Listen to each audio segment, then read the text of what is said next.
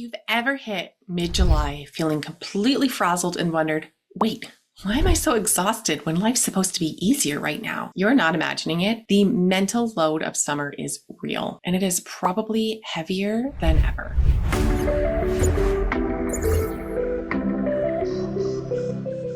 Welcome to Reclaim and Reset with Luna, where I help busy, overwhelmed women shift from burnout and survival mode to the life that actually feels a little bit more balanced. And today we're talking about something that doesn't get enough attention, and that is the invisible work women carry in the summertime. Because yes, school might be out, but it doesn't mean that you get a break. And in fact, for many of us, summer brings a new kind of chaos. Suddenly, you're the activities director, the camp shuttle driver, the snack supplier, and the one who's somehow supposed to make summer magical for everybody, all while keeping the house from falling apart and your job from imploding. This isn't about complaining. It's about naming what's true so that you can actually do something about it. And by the end of this video, you'll have practical tools for recognizing and lightening your summer mental load so that you can actually enjoy the season without feeling like you're carrying the whole weight of it on your own. So let's dive in. Let's first talk about what the mental load of summer really looks like. Because mental load isn't just about having a lot to do. It's about being the one who has to think about it all. And summer makes that even louder.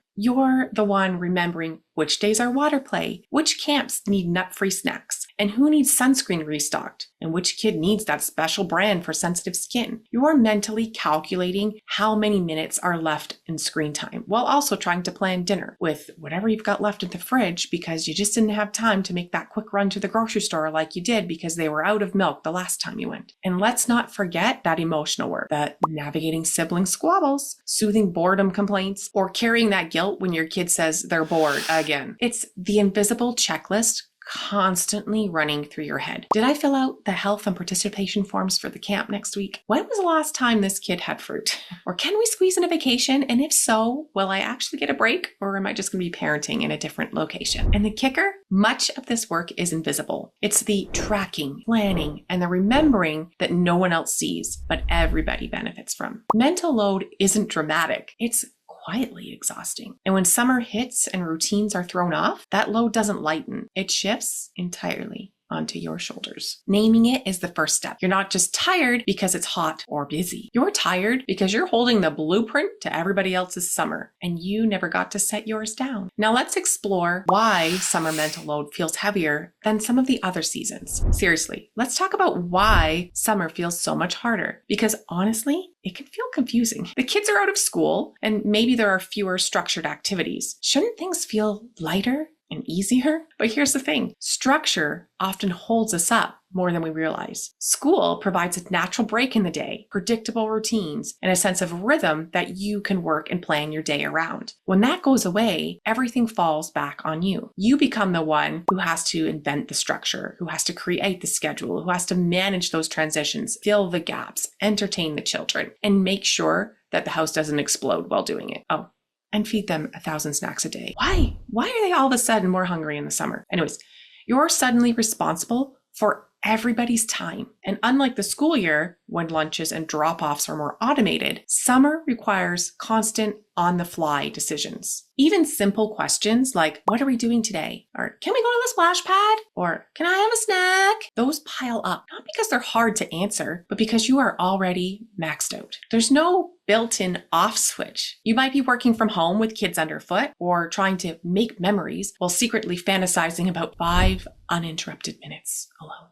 Just 5. This isn't about being ungrateful for summer. It's about being honest that summer's mental load is sneaky. It's less about appointments and more about being on constantly. That low-key vigilance, that's what's draining you. You're not doing summer wrong. You're just doing more than what anybody actually sees or recognizes. So how do we change this? Well, step 1 is to pre-decide the basics to lighten your daily load. So this strategy might sound simple, but it's surprisingly powerful. Pre-decide the basics. One of the biggest sources of summer fatigue is the sheer number of micro decisions we make every day. Like, what's for lunch? When are we going to the park? Who's getting sunscreened first? And are we out of freezer pops? These are tiny things, but they stack. And your brain can only juggle so many things before it hits its capacity. So here's the fix. We need to eliminate the need to make the same decisions over and over and over again. So to do that, we create a loose framework that you can repeat every week. So think meal theme nights, maybe Taco Tuesday, Sandwich Wednesday, Pizza Friday. Maybe it's creating packing stations in your house that keep sunscreens, hats, and water bottles ready to grab at the front door so everybody always knows where they are. It could be daily rhythm templates, right? Maybe mornings are for outings. Afternoons are for quiet time or screen time, and then evenings are for outside play again. You don't have to make your summer rigid. You just need to reduce that mental overload. One mom I know pre-writes lunch options on a dry erase board, and her kids pick what they want just from that list. Not from a million options that they have out there. She puts a couple of options, pick 2 or 3 for things that you know you have in your fridge. The kids pick what they want. No more 10-minute debates or last-minute panic or running to the grocery store every day to make everybody happy. Just decide. Limit their options a little bit to things that they like that aren't going to give you a headache and an argument. In my house, we do a reset block right after lunch where everyone tidies up a little bit and resets their space. It has saved my sanity more than once. When everybody is home all day long, there's more mess in every room of the house. So this reset block helps while we do that kind of little quick tidy and kind of put some of the things back in place before they get into whatever they're going to be doing in the afternoon for the rest of the day. Pre-deciding doesn't take away freedom. Creating these little rhythms doesn't, box you in or make it so that your day doesn't have that flexibility. It gives you back capacity so your brain isn't constantly spinning plates just to get through Tuesday because you still got another 3 days of the week to go. Okay, step number 2 is to share the load intentionally. So here's a truth most moms learn the hard way is help won't magically appear. You have to ask for it. And sometimes even then it's more work than doing it yourself, right? Side note, as a mom watching Aladdin, I often ponder, what would I ask that genie for? But even then, I'd have to decide and then ask for it. But since we don't have a genie, this is where intentional delegation comes in. Sharing that summer load isn't just about handing off tasks. It's about choosing what to let go of and being okay that it is not done your way, or being okay with the fact that the standard is just going to shift right now for summer while everybody is home. Start with your partner. Choose one summer category for them to fully own, not help with or not remind them to do, but they need to own it. This could be weekend plans. It could be grocery runs, or it could be handling all things related to sports and swim gear. That is going to be their job. That is what they are going to own. Whatever it is, start with your partner, work it out between the two of you, and figure out what they're going to own for this summer season. Let them have full responsibility for it. And yep, they may forget sunscreen once, but if you're forgetting it 12 days in a row right now because you're doing everything, then that doesn't help either. Next, look at your kids. Even young ones can help with summer prep in some way. Maybe they pack their own pool bag with a checklist that you give them with pictures, or maybe they help prep snack bins for the week. You're not being a bad mom here. You are teaching them life skills and